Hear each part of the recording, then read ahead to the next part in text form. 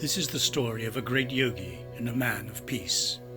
It's the story of struggle and of faith, a story of all time. The year is 1927. Swami Vishnudevananda is born in Namara in Kerala, South India, land of rice paddies and coconut groves, rubber and banana plantations, God's own country.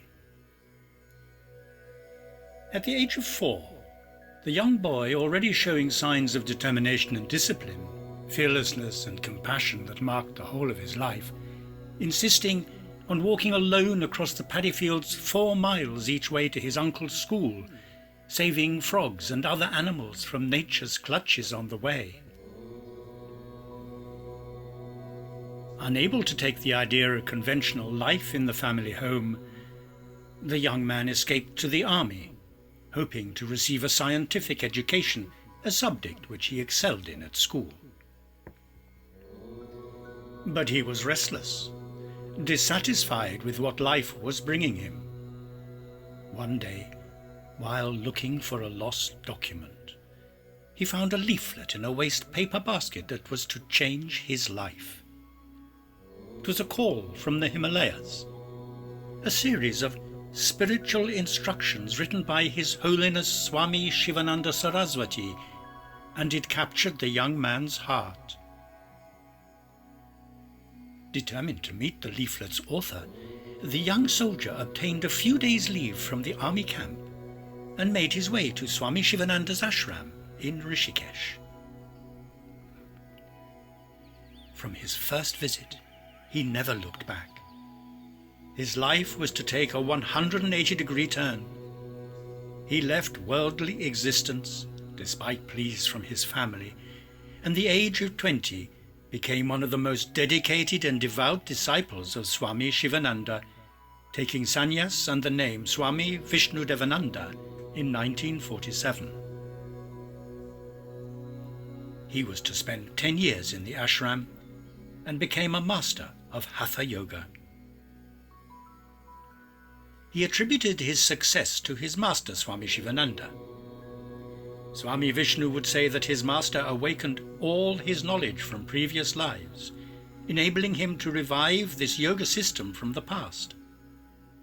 Later in life, he saw how systematically, step by step, without mentioning anything, the master removed his impurities. He became professor of hatha yoga at the ashram, as well as private secretary to the master. Initially, he was intimidated, feeling inadequate and not ready to teach at the level Swami Sivananda required of him. But soon he realized that his master was behind him, supporting him in every move he made, that he had become an instrument to reawaken the knowledge of hatha yoga. Swami Sivananda was training Swami Vishnudevananda for his role as a world teacher. Many people from overseas came to visit the ashram in Rishikesh and came to know Swami Vishnudevananda. They studied hatha yoga under him, and he received numerous invitations to visit people abroad. The time was ripe. In 1957, Swami Sivananda selected this young disciple as his first apostle of peace to the West.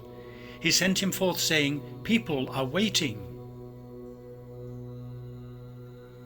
It was 10 years after Swami Vishnudevananda had come to the ashram in Rishikesh. With his master's blessing and very little money, he set out. He had never before left India. He knew nothing of life in the West. His travels were in stages, always heading towards America, Sri Lanka, Singapore, Hong Kong, then to Indonesia and Australia, Hawaii, and eventually San Francisco. He would teach wherever he went, filling halls, conference centers, auditoriums, assembly rooms. People came from far and wide to hear his inspirational speaker with his extraordinary knowledge of hatha yoga. Then a long drive across the states to New York, where he tried to settle. The immigration department had other ideas, so he disembarked up to Canada and set up home in Montreal. Here, in 1959, he formed the Shivananda Yoga Vedanta Center organization, naming it after his master, to whom he attributed all his success. He opened the first yoga center in Montreal, still operating to this day 50 years later. Swami Vishnudevananda was wise beyond his years. He took yoga to where the people were. He opened a summer camp 1 hour north of Montreal, within 2 years establishing his first ashram, the Shivananda Yoga Camp in Valmorin, a small village in Quebec. And from his teachings came the idea of people taking a yoga vacation, a pioneering concept which has now been copied and imitated the world over. A yoga vacation, to put you on the road to a new life through yogic discipline, nature's way to eliminate physical and mental illness. And people came in there, hundreds, from all walks of life, of all ages, from all around the world, to live a life of yoga for a few days, or a week, or a month. And they would return home full of energy, revitalized and with peace of mind.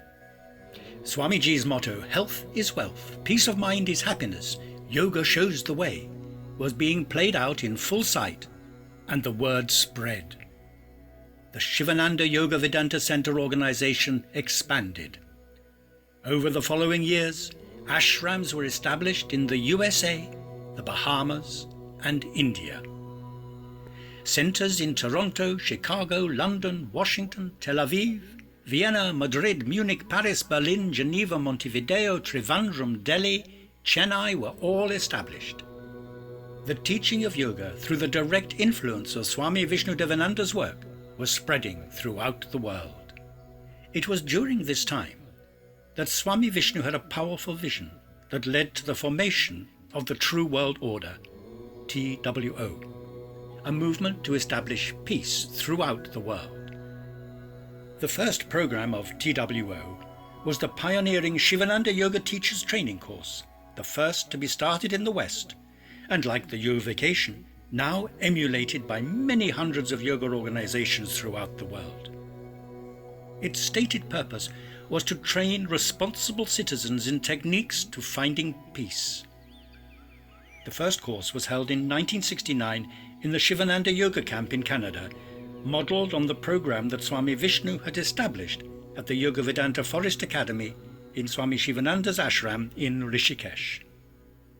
He planted the seed for yoga to spread around the world, sending out trained teachers to take the principles of yoga back to their communities and their countries wherever they might be.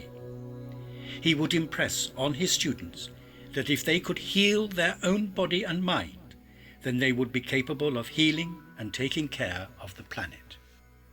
He himself said that he remained religiously true to the ancient teachings of all forms of yoga.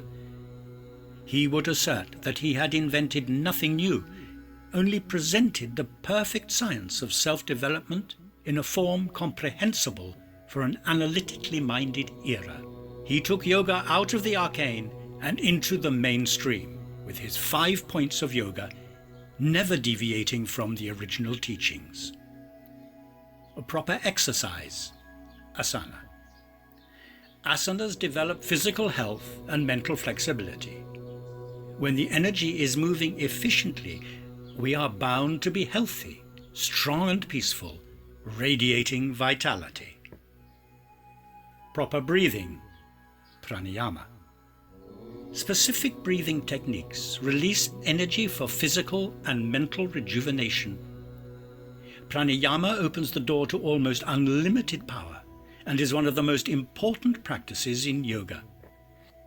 Proper relaxation, savasana.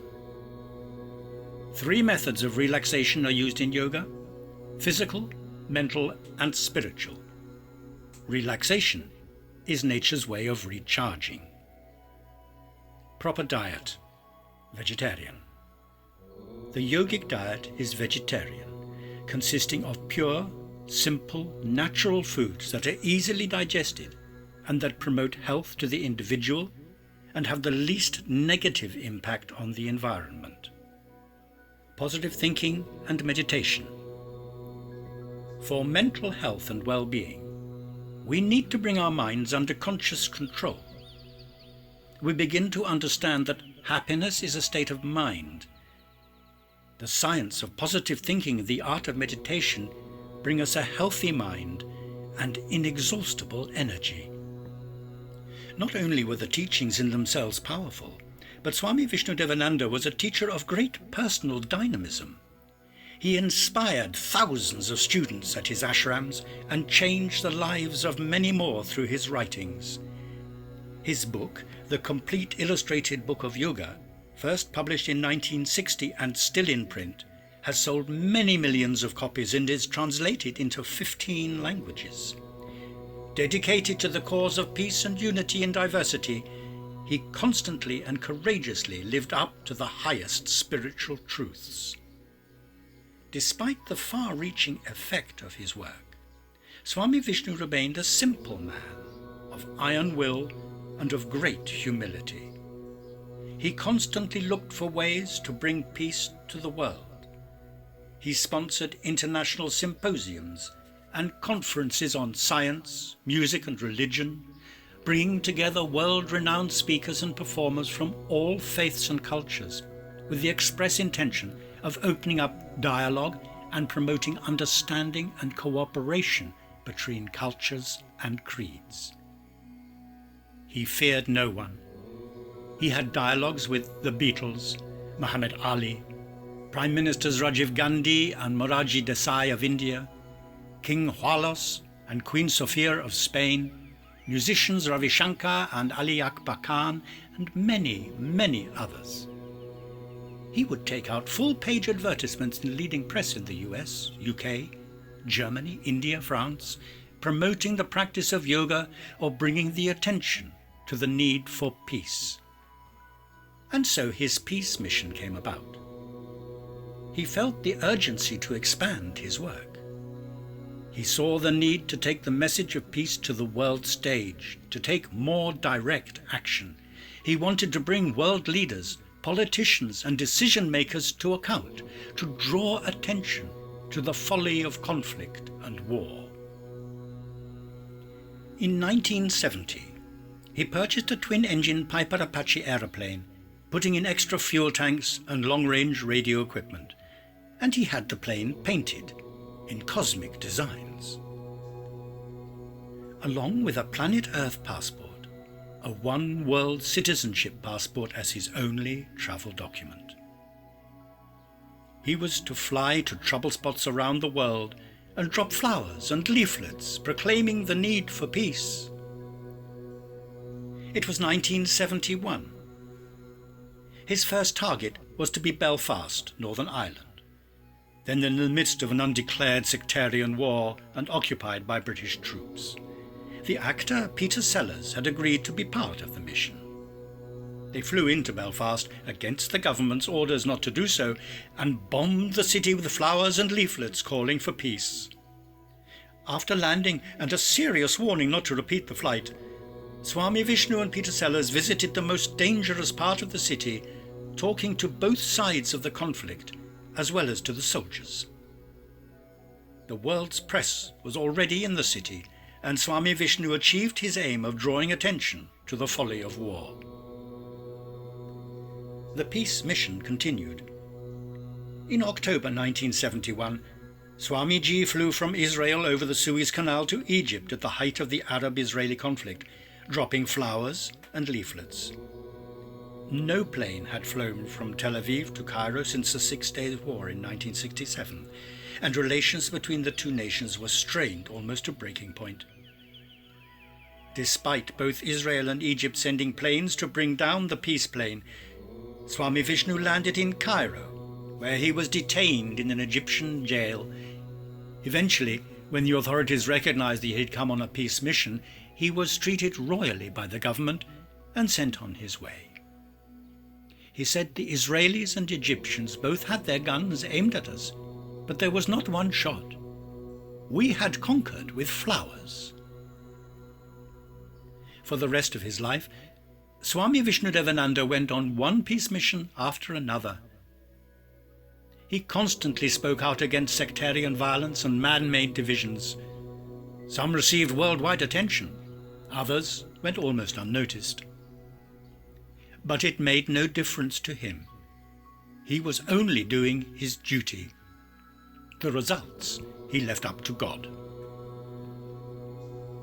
In 1983 he set out again on a dangerous mission, this time to cross the Berlin Wall from west to east at the height of the Cold War. In an ultralight aircraft consisting of a Kawasaki motorcycle engine and a lawnmower seat, and armed with 2 bouquets of marigold flowers, by the West German authorities and the British and American authorities. He ignored them.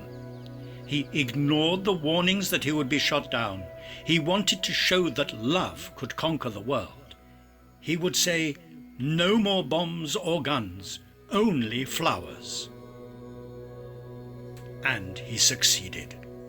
He flew over the Berlin Wall on a murky grey day, under the radar, landing in an East German field. He was picked up by the East German police, interrogated, and sent back to the West with a cheese sandwich. Mission accomplished. He had achieved his purpose to break the barriers of fear and superstition erected by nations and man. His stated aim was to rally the forces of good in every country and awaken each to an awareness of the freedom of the soul and the oneness of humanity. Swami Vishnudevananda never pretended to be anything other than what he was, following his master's teaching and surrendering to God in everything. He wanted people to understand that anything they accomplished, like himself, would be through their own self-effort, that he could only guide them along the road, not take them there. He would spend months in seclusion in the Himalayas and more time in pilgrimage in his beloved India.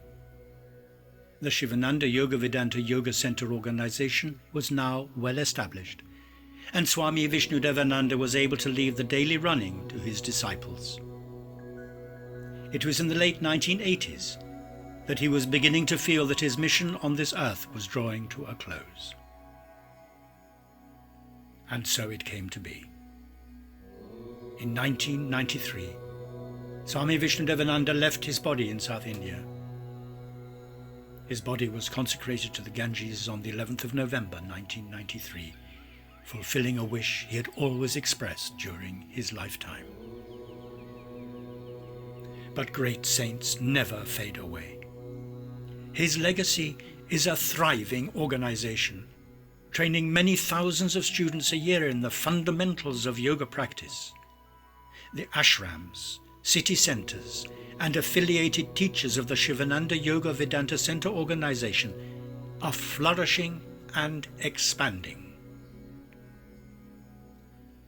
In the words of one of his disciples, Swami Vishnudevananda was a truly great world citizen. He was an innovator and a pioneer. He was a living example of practical wisdom and of dynamism, of courage and compassion. The press named him the Flying Swami for his daring peace flights, yet perhaps his greatest contribution was to popularize yoga philosophy and practice throughout the world. He pioneered the concept of yoga centers, yoga vacations, and yoga teachers training. Swamiji taught, the only way to change society is like changing a cotton cloth to silk, by changing each thread. Through the explosion of yoga because of the teaching of Swami Vishnudevananda, the fabric of society is changing.